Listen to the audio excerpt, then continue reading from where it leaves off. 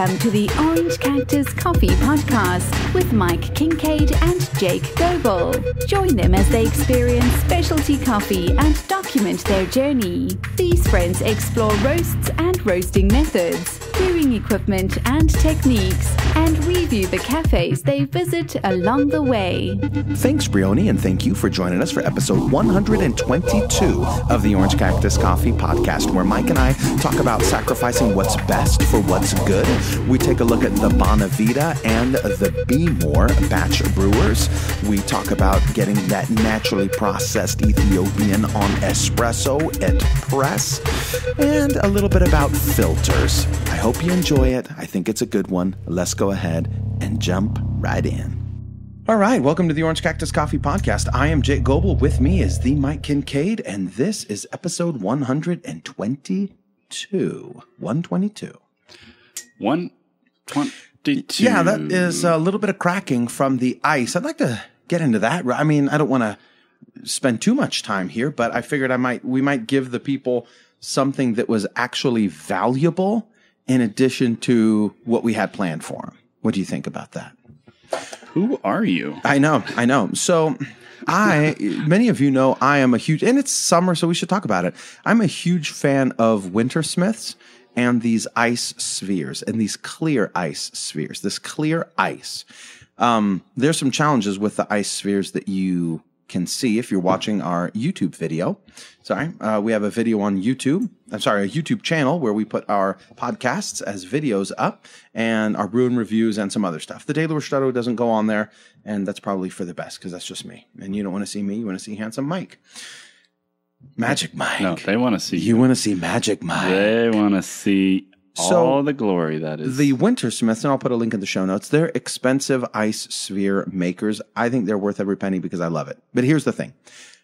You got to use them. If you let them sit in the freezer too long, once you make them, they have a limit. There's a limit to them. Yeah, you're absolutely right. Also, once you bring them out of the freezer, they have to set for a little bit. What do you mean? They have to, warm up a little bit. You can't just go right away? If you go right away, you're going to get cracking. And that's what you see here. And also, I knew that, but I decided, you know what? I'm just going to sling it. They'll crack. You know, when you pour the shock from the increased temperature change. Well, what did you put? What are we drinking? This is cold brew. So it was cold. Coffee. So even that shock. It came out of the fridge. Yeah. Because these things are thick. I mean, they're thick ice. They're thick. They're thick ice. Thick, this is juicy all ice. Body. Our friend David also reached out to us, and he broke down ice and dilution for us. So I asked him if I could turn it into an article. He said I could. So I am, and look for that to come. He had some authority behind his input, right? Yes, if I remember correctly. Yes, he does. Some viable, real, not just two nincompoops sitting at a table, scientific, inside some office, looking at a camera and talking into microphones. No, he learned. Yeah, he learned it. He learned not like us two bozos. You got it. So, anyways, that's what we're drinking. We're drinking some cold brew, and this is what I do with cold brew. I'd like you to tell me how you like the taste of that coffee, real quick, before I jump in there. Yes, I'd like you to try it. What'd you give me? I didn't do anything. I just planned.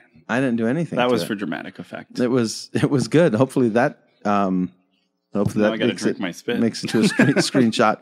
Yeah, but it's your spit. I find it more flavorful if you spit it out and then drink it. You drinking your spit is fine. Someone else drinking your spit is not good. Yeah, I made a little bit of mess. Yeah, you sure did. It was worth the dramatic effect. It was worth the comedy, bro. Yeah, good initiative, bad judgment. Mm-hmm. What do you think of that coffee?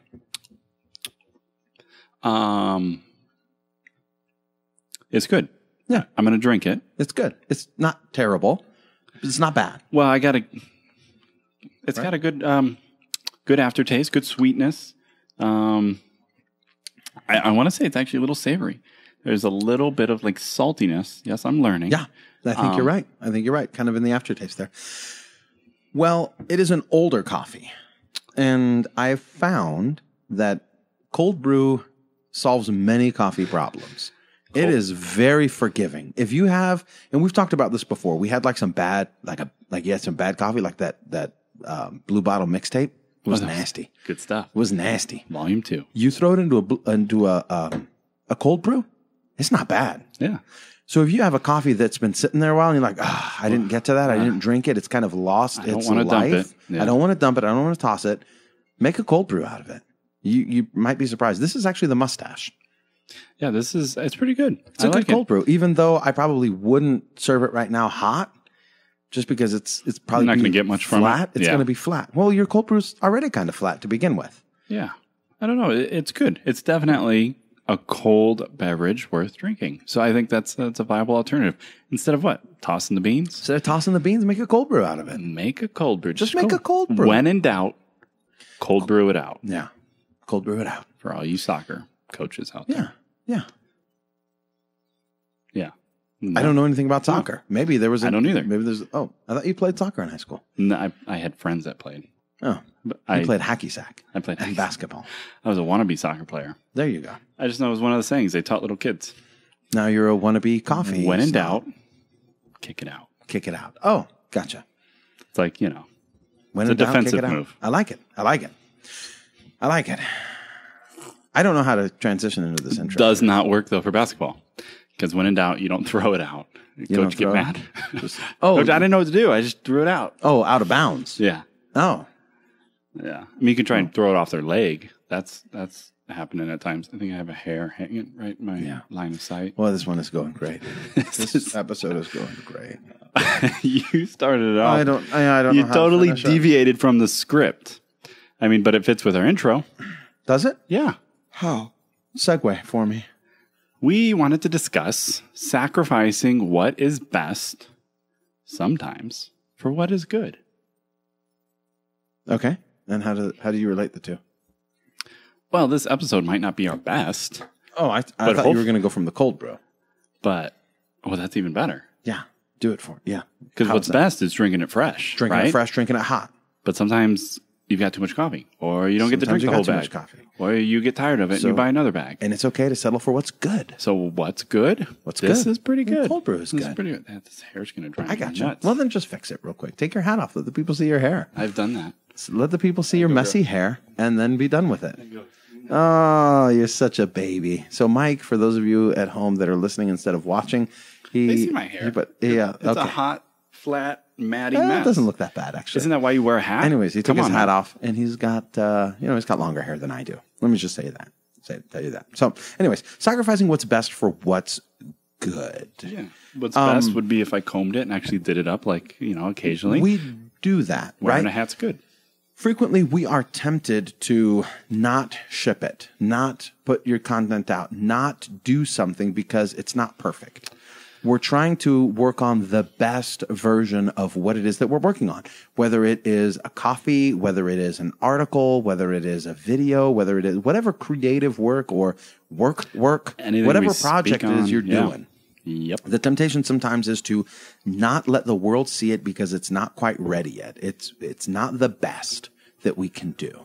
But sometimes good is good enough. And you rob the rest of the world from your art, from your work, from your coffee, from whatever, your dreams, your goals, your hopes, your desires, by putting them on the shelf until they're the best that it could be, instead of being, you know what, that is good. That's effective. That works. Exactly. Ship it. Share it. Let other people see it. That fits perfectly with an episode of AGT that I watched. Oh, yeah. What's AGT? AGT. It's America's Got Talent. I think it's one of the best. Our family enjoys it. As far as those competition, we don't watch many of them because they're either like singing or dancing. AGT is just fun because it has kids. All kinds of stuff. It has, groups. It has whatever, anything. Some of it's a little off, not inappropriate, but some of it's just weird. Yeah. You're like, okay, that's weird. Like two big guys using their bellies to make sound effects. Though they did a pretty good job. It's a little weird. A little weird. But I like that. This performance I might have to between watch this episode. in this particular routine, right? These two guys were doing this crazy acrobatic routine where one laid like on his back with his feet up in the air, and the other balanced on his feet, and he would flip them. Yeah. But they were full grown men. Like he was throwing them in the air and they were flipping. Yeah. Well, he fell and he fell pretty hard. But he got up, took a few minutes, and then they were, from another country, and he's saying, cue the music, let's do it, I'm going again. And they nailed it. And Simon said at the end, it was better that you failed, and then we got back into it. Yeah. Like, it wasn't perfect, but the audience got to go on this journey with you. It was real. See you fail, see you get up, see you fight through the pain. I like that. And finish the routine, and they were awesome. And so that, that's why it made me think of what you were saying. Yeah. Like sometimes it's better letting people see, hey, this isn't my best. I might have failed a little bit here, but you're here with me. But I'm doing it. I'm doing it. I'm doing it. And I'm going to do it better next time. I'm going to grow, and you're going to grow, and we're going to learn, and it's going to be an experience. Yeah. And I think, what was the reason we were talking about that? I think the motivation was because we kind of didn't really feel like recording anything or doing anything this week. Just life got in the way. We've been busy, and we haven't had proper time to research things like lifestyle and certain, you have some articles you're working on as far as health and lifestyle and keto and intermittent fasting and coffee. Yeah. And we're like, I could talk about it, but I know I'm not where I want to be with all the facts and details. And it's not polished. And then we're like, well, at what point do we just say, you know what, let's just talk about where we're at. So I think that's good. That's legit. From. That's legit. And I am working on some articles for our website. We're going to start coming out with articles on else's website. Not somebody else's website, though I should start guest posting elsewhere. But that'll come in the future. That hair's still bugging you, huh? Mike is still messing with this hair. So anyhow, one of the things that we were looking at is just how coffee feeds and helps support some of the popular diets and lifestyle trends that are out there. Yes. One of them is a keto diet or a ketogenic diet where you're trying to get in a state of ketosis. Aikido is something different than keto. A lifestyle where you just go around. We're not going to go into that right now. Fighting, We'd like to talk about intermittent fasting. Okay. And the reason why I bring it up is because Mike has been using the IF protocol or whatever you want to call it, or IF for some time. And I think with all the changes that you've been having recently with your family, another baby on the way, a toddler, moving, coffee, business growing, promotion at work, having to deal with me. It just goes to show, I was like, well, I don't want to talk about it because I don't have it perfect. I don't have the physique that I want. I'm not working out as much as I want. I'm not sticking to all my macros like I want. But still, it's been able to keep you somewhat grounded and keep you from, ballooning into the size of your co-host, and who just kind of does whatever he wants to do he just eats whatever he wants to eat whenever he wants to eat it. But you're happy, right? Probably die soon. But anyhow. But he's happy. Intermittent fasting is not a diet per se. It is a concept or a philosophy of eating, saying that I'm going to not eat for X amount of hours, and I'm going to have a feeding window of Y amount of hours. And typically, how big X and Y are, or the ratio that they are to each other, will depend on what your physique goals are. That's what a lot of the pros will say. Yeah. So if you have a 12-hour fasting window or a 16-hour fasting window, that means that you have, a 12-hour feeding window or an 8-hour, feeding window. And some would say start at 12 hours. So there's 12 hours a day where you don't eat, and there's 12 hours a day that you do eat. So you eat from 7 a.m. to 7 p.m. and that's it. And if you have, a little bit more, if you're a little softer around the edges, like myself, then you restrict it to like 9 hours, a 9-hour feeding window, or a 7-hour feeding window, something a little smaller to match your goals there. Yeah. But we've talked about how coffee can help you with that because it's an appetite suppressant. Thank you for playing drums on the table, Mike. Appreciate that. I'm just waiting patiently. So anyways, Mike, would you like, did you want to say something? Oh, well then say something. No, I got nothing to say. I just wanted to justify why I'm banging on the table. It's a bad habit. No, you're absolutely right. I think the key is, what is your goal? Yeah. I mean, sometimes you just blindly want to start something because you're influenced, you see other people doing it, you feel I read an article pressured by external forces that you should be doing X, Y, or Z. We'll keep going with that. X, Y, Mama Z. says I need to drop a few pounds. Oh, I didn't recognize you. You get a little bit, cold cuts under the chin. You're a little. I remember I was working for the sheriff's department, and we just had our last baby, and I saw one of the drill instructors. He was kind of a fitness instructor, a force training or defensive tactics instructor, and he saw me a couple of years later, and he looked at me. He's like, "Hey, you're a little thicker now than you were." Like basically saying, "Hey, wow, you really let yourself go, buddy." Yep, you're bigger. It was nice. No, thicker. A little thicker. Well, that's a decent choice of words. But it's the way he looked at me and he said it. He looked up You're and a down little first. Thicker. Turn around. Like that now, huh? We just totally gave up on life, huh? Yeah. Everything okay? So just you're eating your feelings again, huh, Jake? You start with the goal. What do you want? And it has to be driven really what you want. It will never be successful, or you'll never be able to sustain it if you're doing it for someone else. It just won't. You won't believe it. You won't be committed to it. And it won't, ultimately, even if you got to that goal, it's not going to satisfy because it ain't your goal. Right. So know what your goal is. Why are you doing it? And then get after it. And then you can figure out the best way to go after it. Now, do you want me to talk about IF? I want you to talk a little bit about IF. Yeah. Intermittent fasting. For me, I started it years ago. Now, I don't know, maybe almost 3 years ago. Yeah. It's been a while. I think so. The reason I started, I was drawn to a few simple principles that I wanted to lean up. Yeah, I wanted to lose weight. Not only did I want to lose weight, but I also wanted to add muscle, which I think is a common goal for many. What I found the most value is it comes down to calories. It always comes down to calories. Yes, you can go much further than that, right? You can get down to macros. You can get down to what time, how you introduce those macros, what other supplements that you use to move those macros around your body. Mm-hmm. Yeah, all that stuff. But I found it overwhelming. I was like, where do I start? Well, it comes down to calories. You have a surplus and you have a deficit. And then you have what they call your RMA, resting metabolic rate, something like that. Yeah. It's something like that. Basically, what your average daily intake is to stay where you're at. If you want to lose weight, you need to be in a deficit. You want to put on weight, you need to be in a surplus. I like that. So I like surplus. Surplus is especially great. on National Donut Day.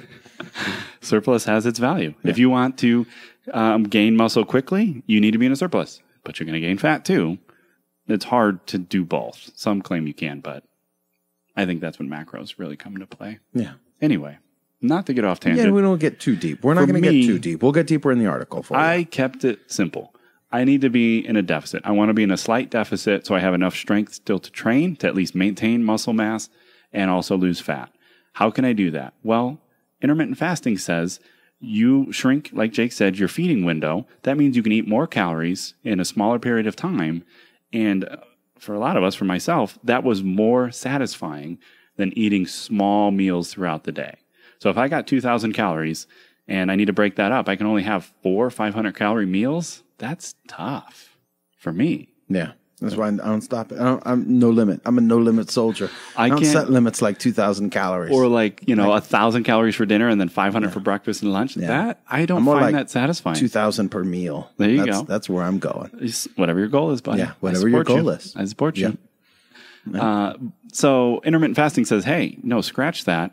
Wait till maybe noon, 1 o'clock, skip breakfast, and you can then have 1,000 for each. Or you could have maybe 700 and 1,300. You could break it up and you can actually eat a full meal. And that really appealed to me.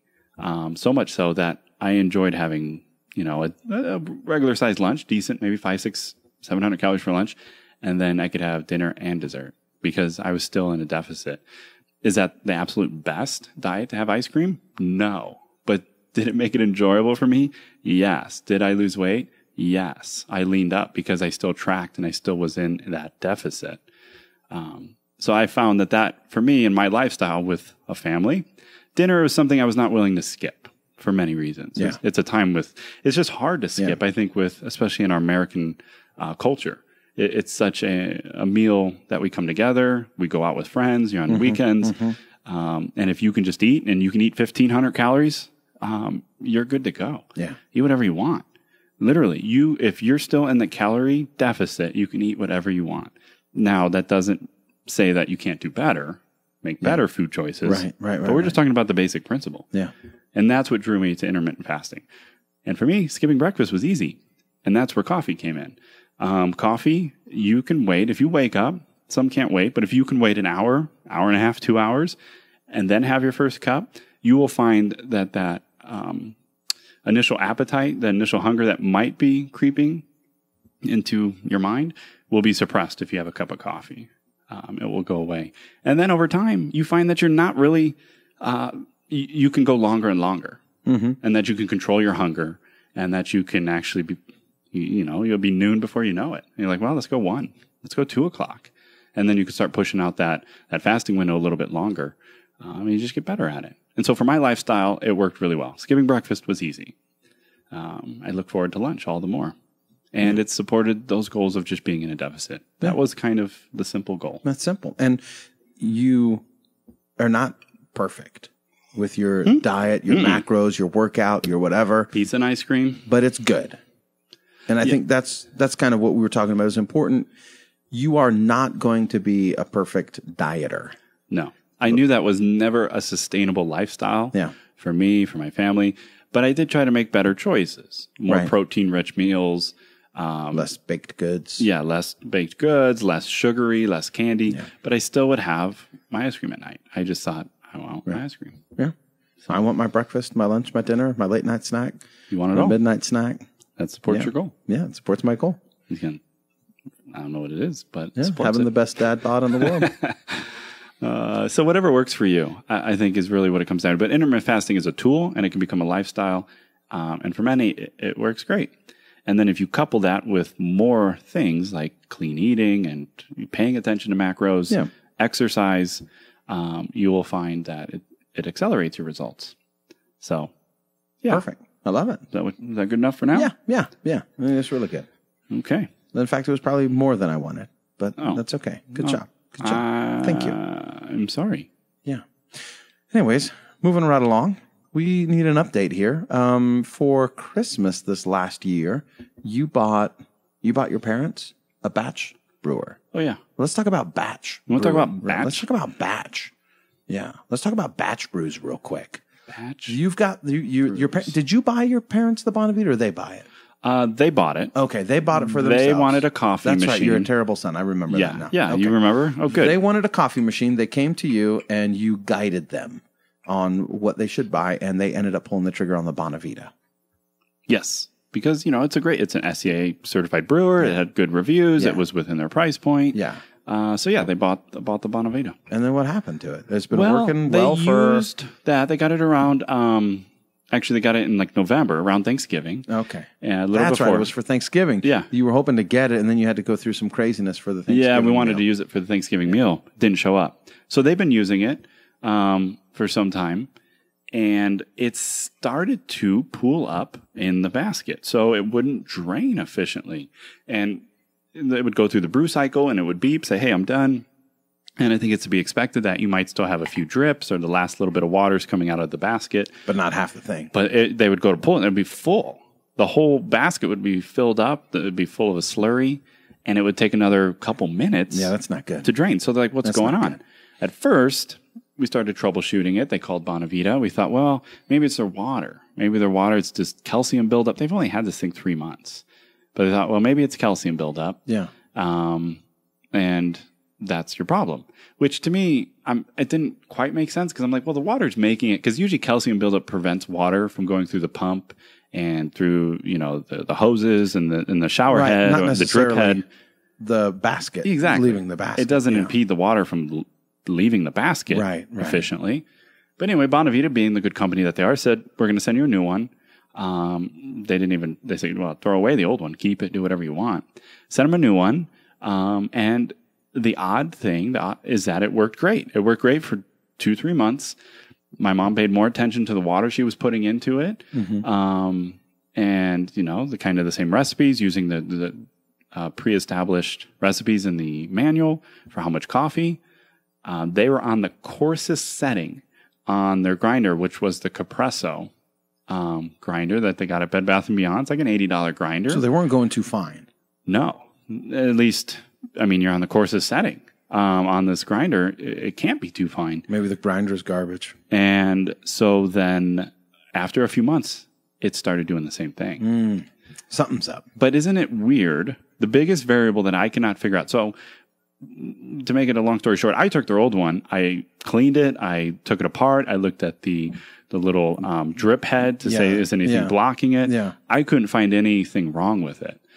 And trying to figure out, okay, what's causing this? To me, it's like either the filter or the grind. Like it's not draining from the basket. So it's either plugging the filter with the fines or the grind is just too fine. And what makes me, what I kept coming back to saying, no, that can't be it because it worked when they first got it. Right. What variable is changing 2-3 months in? Build up residue. It's the only thing that I can think of. You know what I mean? Like residue build up. I could of some never sort. eliminate enough variables to get down to one that says, yes, that fits this scenario. This is it. So just recently, this one's acting up, their second one. They reached out to Bonavita. They're like, well, we'll send you another one. And I said, no, don't send me another one. I was like, well, at this point, I kind of just want to try a different brewer. So I went over and I had the Lido with me and we did a batch of, fresh, our coffee with the Capresso. But you were grinding. And it pooled up, and it took about an extra minute to drain. And I'm like, you know what? I want to try the Lido and go even coarser, which I did. Yeah. And it worked better. And then I started thinking, well, maybe it is the grinder. Maybe the grinder's, even though it's on a coarse setting. It's on the coarsest setting you can maybe go. it's not very consistent. And maybe looking it's just at getting a whole bunch of fines. Did you take the...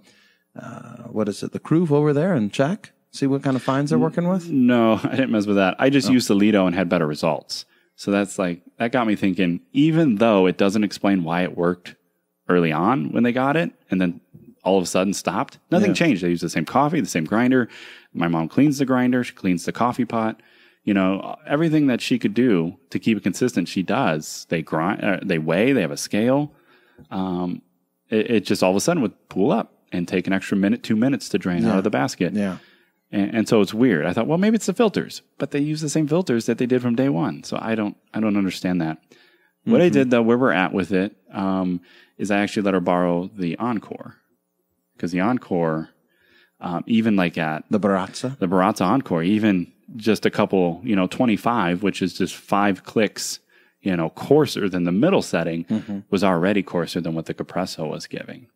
So I said, try this. Start here, maybe go to 30, and see if you get, if all the water comes out of the basket. And if you get a better brew.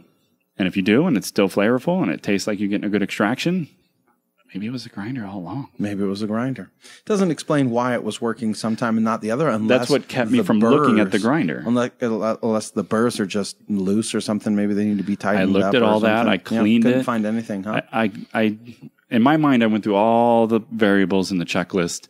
Nothing explained why it worked for 3 months, both machines, and then all of a sudden starts pooling up. Yeah. Nothing would explain that. And it still doesn't. Honestly, I still don't understand. Have you experienced any drawbacks from your Baymore batch brewer, the Baymore Brazen or Beemore, whatever you want to call it? I think it's Is it Beemore or is it Beemore? You really do Joe Beam? Sweet Maria's called it Beemore in the last So should interview. we stop going back and forth Beemore, Baymore? Baymax? I think his last name is Beam. Joe Bame. Maybe it's Bame, and then they think, well, it's Baymore, but I honestly don't know. I'm still going to call it Beemore. All right. I'm going to keep going back and forth Beemore, Baymore. Well, it's like the Ileo, the Aleo. Oh, perfect. The bullet. No, I haven't had any issues with it. Though I will say, full disclosure, I was more happy with the coffee from the Bonavita than I have been with the Brazen.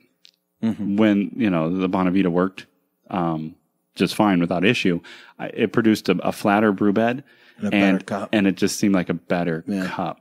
I'm having trouble with the Beemore getting like a real nice flat brew bed. A lot more features, a lot more bells and whistles. I can control the water temp based on elevation. I control the bloom time from like 0 up to 4 minutes. So I played around with that, but I just seem to get a better result from the Bonavita. So if I had to pick one, I'd say the Bonavita. But with all these issues, I also have my reservations. Yeah. Could be the grinder, though, all along. I had some fantastic batch brew this last weekend, or this last week. I went down to Press, and I had 2 Ethiopian coffees. One was the Natty Kochere, that one on espresso, and then I also had their drip. It was a washed Ethiopian. On drip? I can't remember. On drip. I don't remember what it was. It was good. The bun? Yeah, I think they got the buns. Bun. Yeah, they got buns. You got a couple buns? They got a couple buns running around the down there. buns. Yeah, rocking the Nice. buns. They must work out. The Creep. Not the Curtis. Not Wilbur Curtis, I think. I think they got bun for their batch brewer. But this is the first time. The first time in forever. I don't even remember. We paused too long. We paused when you hear the timer going off. 30 seconds. I don't even remember what we were talking about. Oh, yeah, we were at Press. The first time you were saying the That's first right. time. That was the first time that I bought good drip coffee. Okay, I mean, come on now. you had it from Press before, the Biltmore. Yeah. And it's a good, solid cup. I think I might finally be sold on batch brew. But I did kind of feel like a goober asking, because I was like, hey, when was this brewed up? How fresh is your How fresh batch? was this? It was about 15 minutes. What, you didn't trust them? No. But at the same time, it was busy, and I didn't want to make the barista make a Chemex or something, you know? You were Like I was eyeballing the Chemex and eyeballing the Seraphin. I know the Seraphin doesn't work at the Scottsdale location. still? Well, Who knows? Maybe. It's always inconsistent. It's up and down. I was looking at it, and I was like, I don't want to make them do it, which is the wrong attitude to take. As a customer, it is. As a customer, it's the wrong attitude to take. But it's nice. But at the same time, I was like, this is going to get them, it's going to be easier. Right? Plus, I want to taste it. Let's see what you got. The new guy at the register can just turn around, put it in there, and then I'm off. Yeah. And it was fairly inexpensive. It was 8 ounce. I think I got an 8 ounce cup, $2.50. I wasn't with you. Maybe a 12 ouncer. I don't even think you knew where you were. In Scottsdale? In Scottsdale, North Scottsdale. No, in Scottsdale, it's an answer at Press. Like when I'm in Scottsdale, you know I'm going to Press. I could have added a little more. When in Scottsdale. When in Scottsdale, you can gotcha. find me at Press. When in Rome. Like, again. Yeah, you can find me at the I'm Coliseum. not driving through this town, this city. Without stopping. Don't go to Scottsdale without stopping at Press. Is this in Scottsdale? I don't know. I had no idea, but it was good. But it was good. Good batch. Anyways, I had a naturally processed Ethiopian on espresso. What was your favorite? Oh, the natty on espresso is good. Yeah. That's so good. It's just espresso. so many Just flavors. bro, there's no going So many back. flavors. That's really good. Though I realize that I have a better ratio. I'm starting to become a little bit of an espresso snob. Thank you, Scott. I blame Scott Rayo because at home you can kind of play around with the ratios, and I find I really enjoy a 3-to-1 better than a 2-to-1. You should try in 2.5. Should I try 2.5? That's where he's at right now. Is that where Scott's at? He made a comment on something that he says he he's doesn't. 2.5 in it? Well, he doesn't ratios. I mean, it's not true for every situation and every coffee, Right. But he did say 2.5 is kind of where he's been at lately. So maybe I don't know. I'm just throwing it out there. Now I got to change it. Now I got to find a way. It's a moving target, buddy. It's a moving target. It was fantastic, but yeah. That's cool. Anyways, Well, I'm in the 1-to-1. That's where I like. yeah. I like the real Italian style. Is that? Oh, Yeah. Nice. Is that on the flair? The authentic The authentic flair. 1-to-1. You do have a flair for that. little bit of flair for that. A flair. You know what else you have a flair for? What's you have a that? flair for adding the brew tip of the week. What's our brew tip of the week, Mikey? Oh, yes. This ties in what I was talking about because I think it's very important. Filters.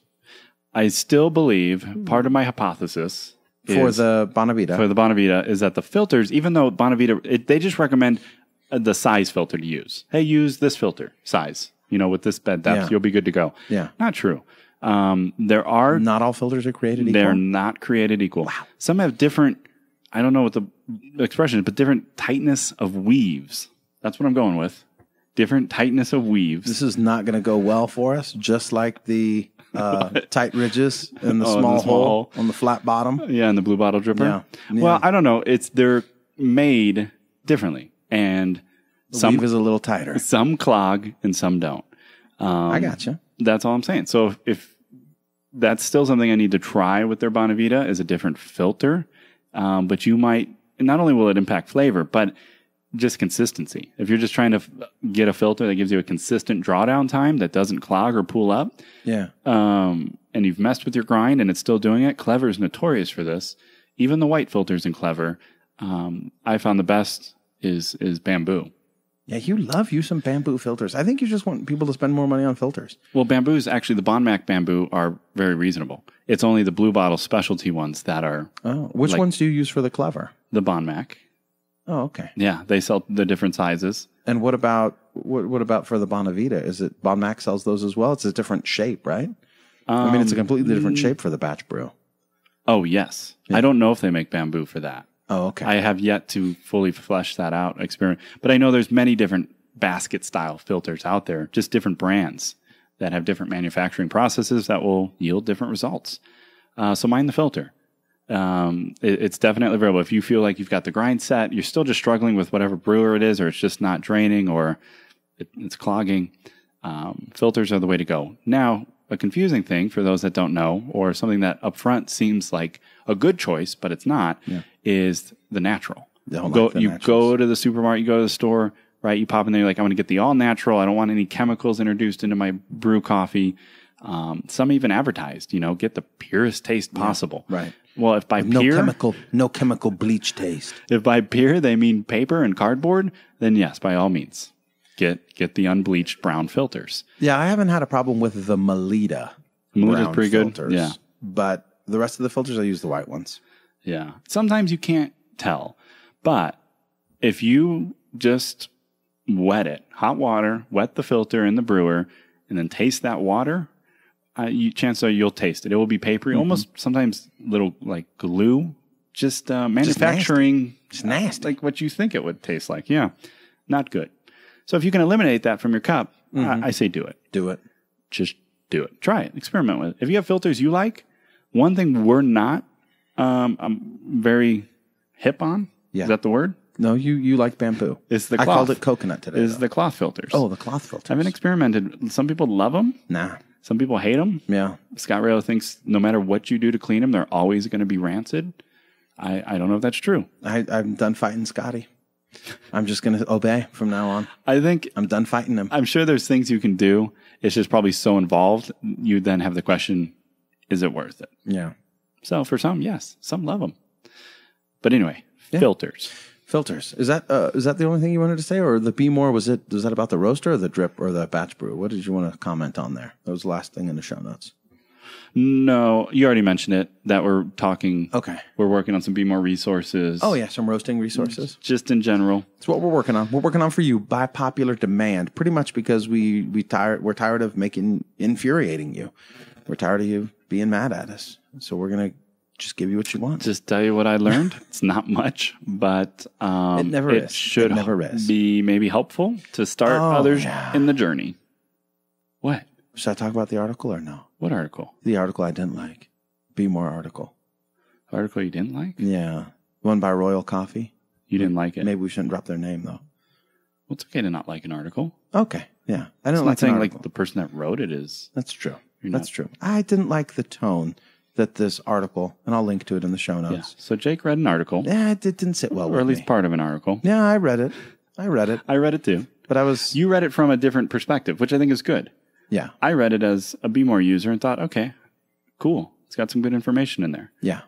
But you had, what didn't you like about it? I just thought the tone was a little condescending, like you are somehow less of a coffee roaster or less worthy of admiration or less of a coffee connoisseur or less of a person because you're roasting your coffee at home on a Be More.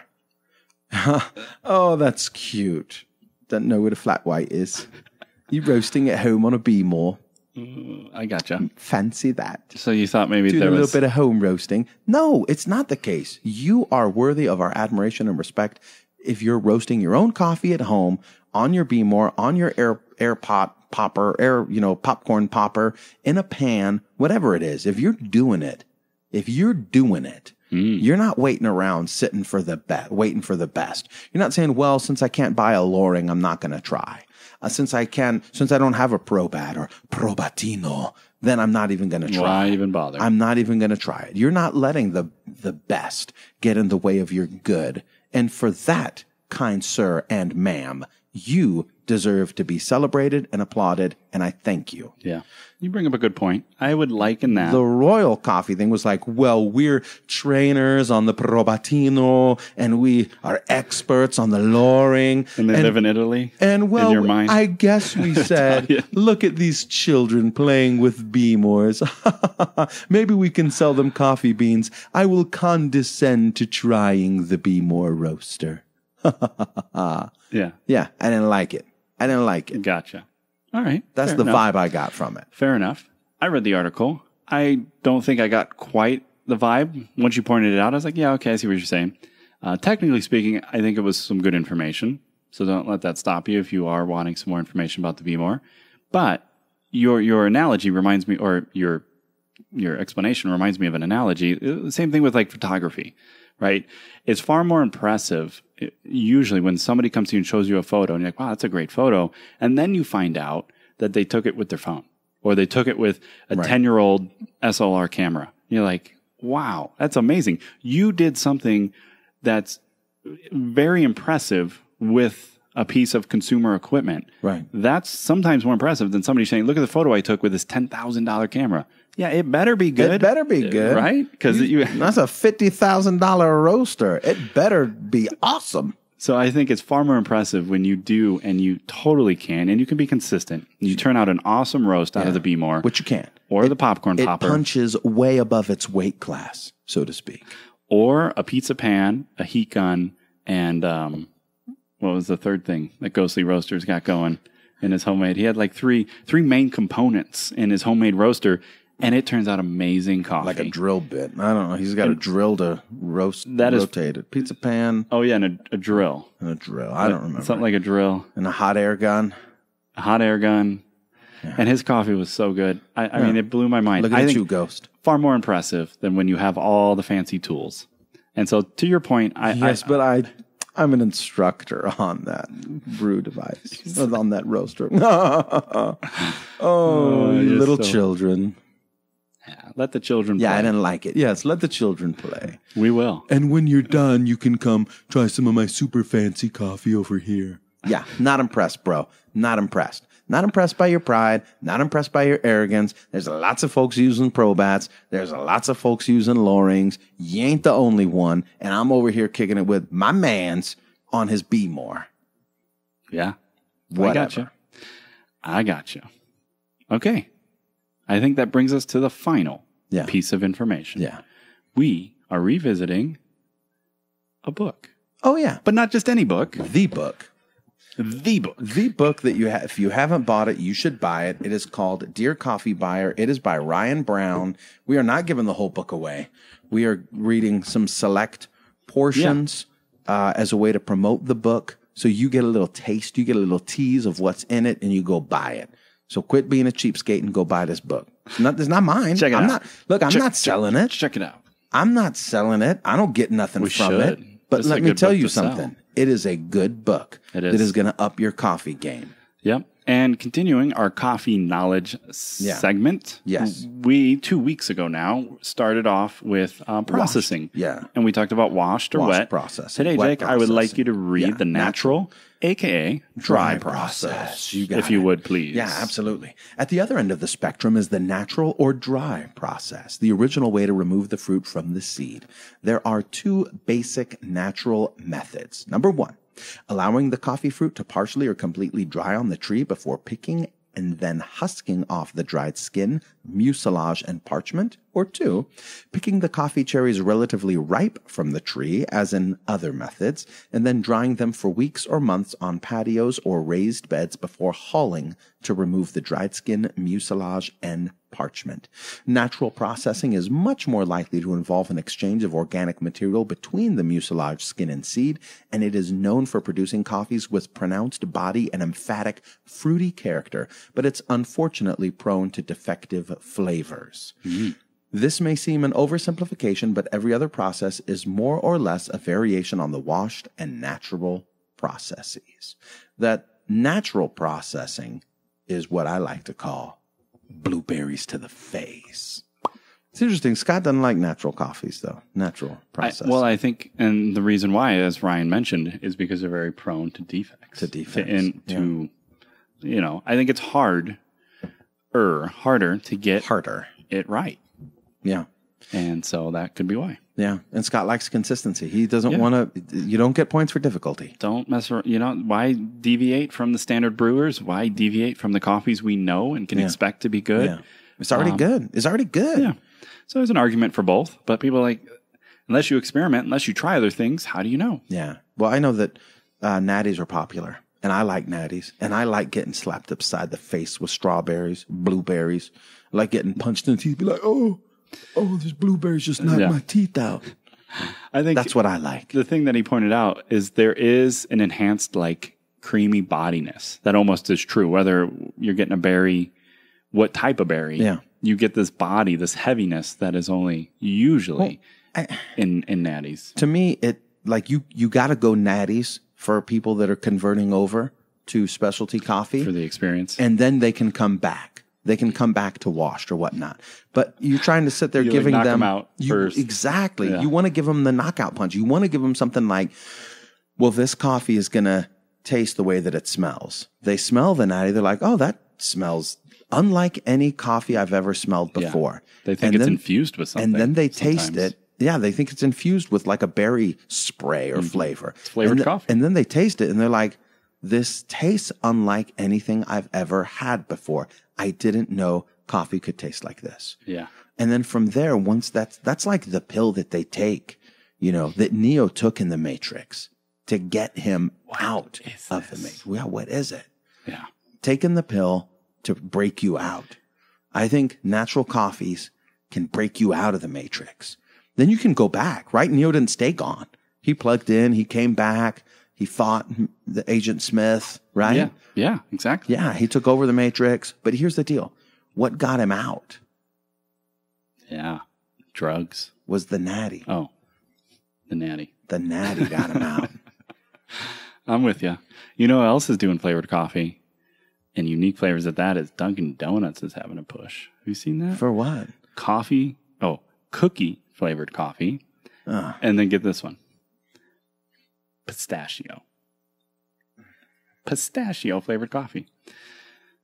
I haven't tried it. Are they grinding? Are they throwing some pistachios inside the grinder? They were showing off their new iced beverages that you can make right at home. And one of the flavors, I think, was cookie or chocolate chip cookie and pistachio. You do you. Hey, we're not hating on it. If you want to get mad at the Keurig for taking a minute to heat the boiler up because you're looking to rush through life, you do you. Let them have their pistachio. Let them have their pistachios. No, there's nothing wrong with it. If you like it, enjoy it. Own it. But just know that you might be able to get something similar with a lot less calories. Yeah. Which will help support your intermittent fasting. That's right, it sure will. And thank you again so much for listening. As always, you can find the show notes at orangecactuscoffee.com/episode 122. And you can look for that article dropping this Wednesday at orangecactuscoffee.com. Appreciate you. Would love to hear your feedback. Jacob at orangecactuscoffee.com, Mike at orangecactuscoffee.com. And we will catch you next time.